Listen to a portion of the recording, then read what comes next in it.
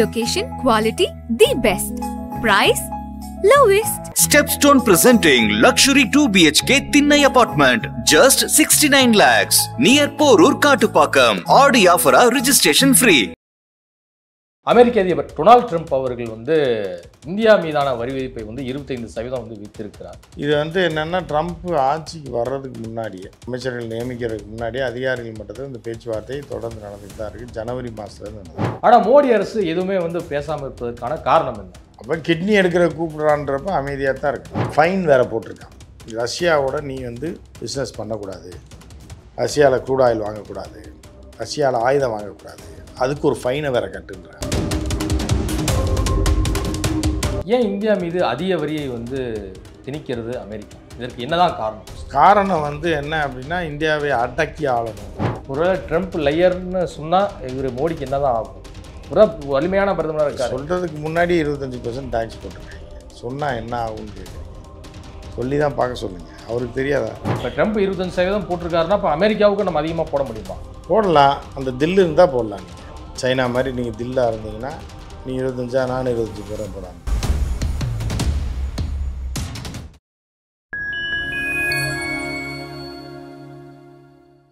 Fine time media நேயர்களுக்கு வணக்கம். நான் உங்கள் சங்கீத் குஹன். நம்ம சிறப்பு நிகழ்ச்சியில் நம்ம இணைந்திருக்கிறார் மைப்பிற்குரிய மூத்த பத்திரிகையாளர் திரு உமாபதி அவர்கள். வணக்கம் சார். வணக்கம். எப்படி சார்? நல்லா இருக்கு. அமெரிக்க அதிபர் டொனால்ட் ட்ரம்ப் அவர்கள் இந்தியா மீதான வரி விதிப்பை 25% விதித்திருக்கிறார். இது இந்தியாவில் என்ன மாதிரியான தாக்கத்தை ஏற்படுத்தும்? ப்ளஸ் அங்கு இறக்குமதி வதிக்கு இவ்வளவு தூரம் போடுறாரு அப்படின்னா இங்குள்ள உற்பத்தியாளர்களுடைய நிலைமை என்னவாகும்? இல்லை, எல்லாமே எக்ஸ்ட்ரா டேக்ஸ் போட்டால் பாதிக்க தான் செய்யும். அது எந்த அளவில் பாதிக்குது அப்படின்ட்டு தான் பொறுத்து பார்க்கணும். இது என்னென்னா ட்ரம்ப் ஆட்சிக்கு வர்றதுக்கு முன்னாடியே டிசம்பர் மாதம் அவர் ஜெயித்த உடனே ஜனவரி மாதத்துலேயே இதுக்கான பேச்சுவார்த்தையெல்லாம் நடந்துட்டார். தொடர்ந்து அவர் பதவி ஏற்கிறதுக்கு முன்னாடி இருந்த அதிகார வர்க்கத்தின், அதாவது அதிகாரிகள் மட்டத்தில் அமைச்சர்கள் நியமிக்கிறதுக்கு முன்னாடியே அதிகாரிகள் மட்டத்தில் இந்த பேச்சுவார்த்தை தொடர்ந்து நடந்துகிட்டு தான் இருக்குது. ஜனவரி மாதத்துலேருந்து நடந்துட்டு பிப்ரவரி மாதம் மோடி போனாருங்க. அழைக்கப்பட்டு போய் பிப்ரவரி 14 காதலர் தினத்தன்னைக்கு ட்ரம்ப்பை பார்த்தார். சந்தித்து எல்லாம் பேசினாங்க. பேசிட்டு தான் வந்தார். பேசிட்டு வந்ததுக்கப்புறம் ட்ரம்ப் தாறுமாறாக வரியை போட்டார். யாருக்கு? சைனாவுக்கும் போட்டார், இந்தியாவுக்கும் போட்டார், எல்லாருக்குமே. ஜப்பான், அதாவது G7 நாடுகளுக்கும் போட்டார், யூரோப்பியன் யூனியனுக்கும் போட்டார். சில தனிப்பட்ட நாடுகளுக்கு தாறுமாறான வரியை போட்டு தளிச்சார். ஸோ இப்படிலாம் இருக்கும்போது அதுக்கப்புறம் பேச்சுவார்த்தைகள் இதெல்லாம் போச்சு. அப்புறம் நக்கல் நையாண்டிகளாக போச்சு. அதுக்கப்புறம் என்ன ஆச்சுன்னா ஒரு வழியாக திருப்பியும் மரத்து மேலே இருந்த வேதாளம் கீழே இறங்கி வந்துச்சு. 100% 50% வரின்னு சொன்ன ட்ரம்ப் கொஞ்சமாக இறங்கி 20%, 25%, 35%ன்னு வந்தார். அதுக்கப்புறம் ஏப்ரல் மாதம் 9ஆம் தேதியோட இந்த வரியெல்லாம் அமலுக்கு வருதுன்னாரு. போட்டது தான், யாரும் குறைக்க மாட்டேன், வேணால் பேச்சுவார்த்தை நடத்துங்க, அக்ரிமெண்ட்டு மாற்றிச்சுன்னா அந்த வரியை மாற்றி நான் அறிவிக்கிறேன்னாரு. அதுக்கப்புறம் எல்லாம் கொந்தளித்த உடனே ஏப்ரல் மாதம் ஆச்சு. அதுக்கப்புறம் திருப்பி 3 மாதம் எக்ஸ்டெண்ட் பண்ணார். ஏப்ரல், மே, ஜூன், ஜூலை வரைக்கும். அந்த 3 மாதமும் கடந்துருச்சு. கடந்த உடனே என்னடா பண்ண போகிறாருன்னா இந்த மாதம் எண்டுன்னார். அடுத்து எது ஜூலை 31 அமலுக்கு வருதுன்னாரு. கடைசியில் இந்தியாவுக்கு மட்டும் அமலுக்கு வந்துருச்சுன்றார். இந்த வர 31ஆம் தேதியோட முடியுது, 25% நீ வரி கட்டி தான் ஆகணுன்ற. அதை குறைக்கணும் அப்படின்னா என்ன பண்ணணுன்னா அங்கே உள்ள விஷப்பாலை நம்மளை வாங்க சொல்கிறாங்க. விஷப்பால்னால் அசைவ பால்னு ஒன்று இருக்குது. மாடு புல் இதுதானே சாப்பிடணும், சைவ பச்சி தானே மாடு. அதுக்கு குதிரைக்கறி, பன்னிக்கறி, நாய்க்கறி, இதெல்லாம் வளர்ப்பு நாய், தெரு நாயெல்லாம் போட்டு அடித்து அதை உரமாக மாற்றி, அதை உணவாக மாற்றி, அதில் உள்ள சில ஜெனட்டிக்கல் சேஞ்ச் பண்ணி அதை மாட்டுக்கு கொடுத்தோம்னா நிறையா பால் கலக்கும். அதை குடிக்கிற மக்களுக்கும் எனர்ஜி ஜாஸ்தி வரும்ன்ற மாதிரி ஒரு வடையை சுட்டு ஜெனட்டிக்கலாக மாற்றப்பட்ட மாடுகளையும் பாலையும் விற்கணும், ஜெனட்டிக்கலாக மாற்றப்பட்ட விதைகளையும் விவசாய பொருட்களையும் நீ வாங்கினேன்னா உனக்கு டேக்ஸ் கம்மியாக போடுவேன்னு மிரட்டினார். ஆனால் இந்தியன் கவர்மெண்ட் அதை ஒத்துக்கலை. உன் பாலும் வேணாம், உன் மனாங்கட்டியும் வேணான்ட்டாங்க. ஆனால் ட்ரம்ப் இறங்கி வரல. இப்போ ரெண்டுக்கு நடுவில் இப்போ டேக்ஸை போட்டு விட்டாங்க. 25% டேக்ஸ் போட்டுருக்காங்க. ஒரு 8%, 10% போட்டு தான் பண்ணலாம். 25% போட்டு போய் நாசமாக போட்டாங்க. இப்போ இதை எப்படி இந்த அரசு டீல் பண்ண போகுதுன்னு பொறுத்து. ஏற்கனவே இந்தியா மீது 26% வரி விதித்தது அமெரிக்கா. தற்போது 25% வந்து குறைச்சிருக்காங்க. 1% மட்டும் தான் குறைஞ்சிருக்கு. ஆனால் மோடி அரசு எதுவுமே வந்து பேசாமல் இருப்பதற்கான காரணம் என்ன? மௌனமாக இருப்பதன் நோக்கம் என்ன? அப்போ கிட்னி எடுக்கிற கூப்பிட்றான்றப்ப அமைதியாக தான் இருக்கணும். கிட்னி எடுக்க கூப்பிட்றான், மோடி அமைதியாக இருக்காருன்னா அவன் மோடி கிட்னி எடுக்கிறதுக்கு அவங்க கூப்பிட்டு போய் அதனால் பேசாமல் இருக்கார். அவங்க வந்து ஏதாவது பேசினா இன்னும் கொஞ்சம் வரியை போட்டு தாளிச்சிடுவான். எதுக்கு வாயை பற்றி பேசாமல் இருக்கிறது நல்லதுன்னு சொல்லி இருக்காங்க. ரெண்டாவது அவன் வந்து ஃபைன் வேறு போட்டிருக்கான். ரஷ்யாவோட நீ வந்து பிஸ்னஸ் பண்ணக்கூடாது, ரஷ்யாவில் க்ரூட் ஆயில் வாங்கக்கூடாது, ரஷ்யாவில் ஆயுதம் வாங்கக்கூடாது, அதுக்கு ஒரு ஃபைனை வேறு கட்டுன்றான். இது அராஜகத்தின் உச்சம். எவன்கிட்ட என்ன ஆயுதம் வாங்கணும், யார்கிட்ட என்ன பொருள் வாங்கணும்னு அந்தந்த நாடு தான் முடிவு பண்ணுமே தவிர நம்ம நாட்டில் என்ன சாப்பிடணும் என்ன பண்ணணுன்ற முடிவை அமெரிக்கா எடுக்க முடியாது. புரியுதா அவங்களுக்கு? ஸோ அந்த வகையில் என்னென்னா டைட் பண்ணி போயிட்டுருக்காங்க. மோடி அதனால தான் வாயை திறக்காமல் இருக்கார். வாயை திறக்காமல் இருக்கிறது நல்லது தான் ஒரு வகை. ஏன்னா உள்குத்து பேச்சுவார்த்தைகள் உள்ளே நடந்துக்கிட்டு இருக்குது. அதோட முடிவு என்ன ஆகுன்றதை நம்ம பொறுத்திருந்து தான் பார்க்கணும். ஏன்னா இப்போ வந்து பேச்சுவார்த்தை மூலமாக தான் வேறு அவன்கிட்ட போய் சண்டையெல்லாம் போட மாட்டார் மோடி. சண்டை போடவும் முடியாது. ஏன்னா ட்ரம்ப்பு பார்த்தாலே ஒரு பேரையே சொல்ல மாட்டார். 2 நாளாக நாடாளுமன்றத்தில் ட்ரம்ப்பு தான் போகிற நிறுத்தினேன்னு திருப்பி சொல்லிகிட்டு இருக்காரு. ட்ரம்ப்பு பேரையே உச்சரிக்கலை யார்? மோடி. அதனால் ட்ரம்ப்பை பார்த்தா அவர் ஒரு வகையில் ஒரு தைரியமாக ஃபேஸ் பண்ண மாதிரி தெரியல. ஒரு அடிமையாக இருக்கார்.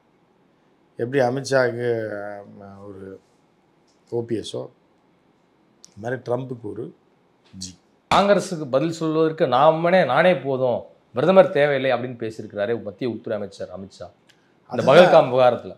நானே போதும் அப்படின்னா அப்புறம் அவங்க ஒன்று சொல்லுவாங்க, ஒரு எவனாவது ஆகப்பெறும் ஒரு பிச்சைக்காரனை கொண்டு பண்ணி நிறுத்தி உனக்கு நான் பதில் சொல்ல வேணாம் இவனே போதும்னு சொன்னால் ஒத்துக்குவீங்களா? யாரை வேணாலும் சொல்லலாம்ல.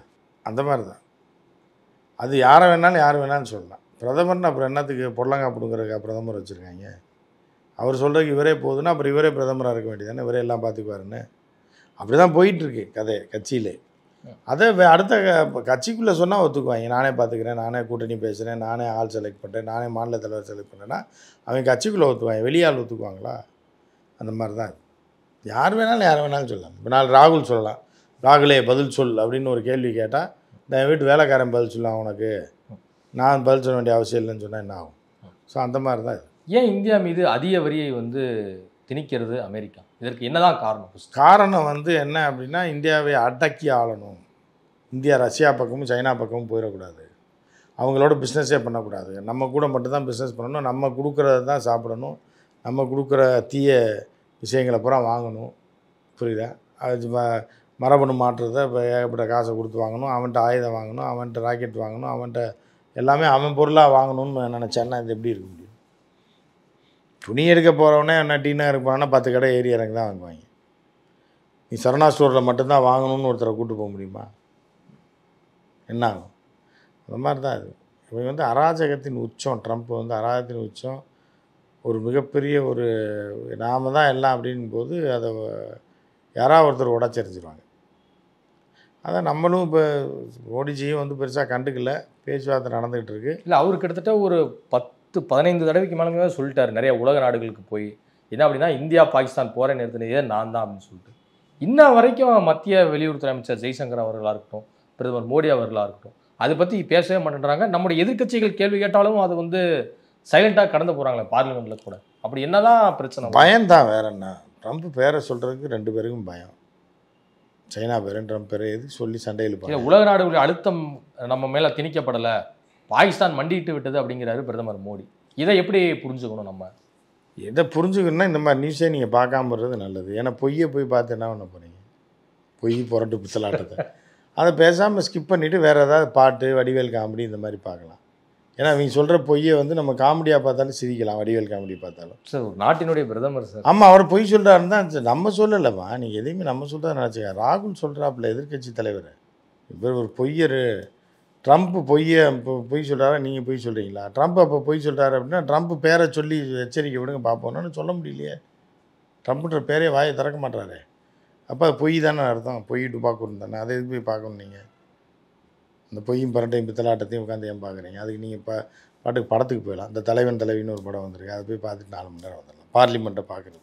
ஒருவேளை ட்ரம்ப் லையர்னு சொன்னால் இவர் மோடிக்கு என்ன தான் ஆகும்? ஒரு வலிமையான பிரதமராக இருக்கார். சொல்கிறதுக்கு முன்னாடி 25% டேக்ஸ் போட்டிருக்காங்க. சொன்னால் என்ன ஆகும்னு கேட்குறீங்க? சொல்லி தான் பார்க்க சொல்லுங்கள். அவருக்கு தெரியாதா? கிட்னி எடுக்கிற கூப்பிடும்போது எப்படின்னு என்ன ஆகும்னு கேட்டிங்கன்னா, போனால் என்ன ஆகுன்னா, போனால் கிட்னி எடுத்துருவாங்க. அப்படி இருக்கும்போது நீங்கள் சொல்லிட்டு நீங்கள் போயிடுவீங்க. அவர் கிட்னி எடுக்கப்படுறது யாரோட கிட்னி? அது அவர் தானே பயப்படணும். இந்தியா அமெரிக்கா வர்த்தக உறவில் வந்து வர்த்தக பற்றாக்குறை உள்ளது. அதன் காரணமாகத்தான் அமெரிக்க அதிபர் டொனால்ட் ட்ரம்ப் அவர்கள் வந்து இந்தியா மீது கடுமையான வரி விதிப்பை வந்து விதிக்கிறார் அப்படிங்கிற மாதிரி குறிப்பிடுறாங்க சில வர்த்தக நிபுணர்கள். இந்த விஷயத்தை நீங்கள் எப்படி பார்க்குறீங்க? அங்கே இருக்கக்கூடிய இந்தியருடைய நிலை என்னவாக இருக்கும்? இந்தியர்கள் நிலையெல்லாம் ஒன்றுமே கிடையாது. நல்லா படிச்சுட்டு வேலைக்கு போகிறவன், விசா வச்சுருக்கவன் நல்லா தான் இருக்கான். அவனுக்கு எந்த பிரச்சனையும் கிடையாது அமெரிக்காவில். ஏன்னா அவன் அமெரிக்கன் சிட்டிசன் ஆயிடுவான், இல்லை க்ரீன் கார்டு ஹோல்டராக இருப்பான். அவனுக்குலாம் பெரிய பிரச்சனைலாம் இல்லை. கொஞ்சம் சில பிரச்சனை இருக்குது. பணம் அனுப்ப முடியாது, அவாலால் அனுப்பான், இல்லை வேறு ஏதாவது ரூட்டில் ஊருக்கு போகிறவன்ட்ட கொடுத்து விட்ருவான். எது வேணாலும் நடக்கும். புரியுதா உங்களுக்கு?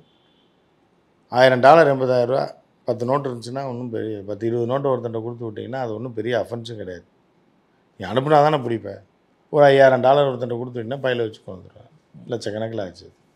4 லட்ச ரூபா ஆச்சு, 5 லட்ச ரூபா ஆச்சு. அப்படி பண்ணிட்டு போயிடுவேன். அதுக்கு மாற்று இருக்கும். விசா உள்ளே விடலைன்னா கனடா வழியாக போய் கம்பி வேலிகளை குறித்து உள்ளே ஓடி போகிறான். அதனால் ட்ரம்ப்புக்கு மாற்றாக மக்கள் நிறையா ஐடியா வச்சுருப்பாங்க. அதனால் ஒவ்வொரு for every action there should be a opposite and equal reaction இருப்பாங்களா, அந்த மாதிரி. ட்ரம்ப்பு வரி போட்டு ஒரு பக்கம் நாசப்படுத்தினா ட்ரம்ப்பை நாசப்படுத்துறதுக்கு ஒரு ஐடியா பண்ணி அது ஒரு பக்கம் போயிட்டுருக்கும். அதனால் பெரிய இருக்கும், பேசிகிட்டே இருப்பாங்க. பெரிய பாதிப்பு இது அதுன்னு பேசிட்டு இருப்பாங்க. பிஸ்னஸ் பண்ணிட்டு தான் இருப்பாங்க. அதுக்காக கடையை மூடிட முடியுமா?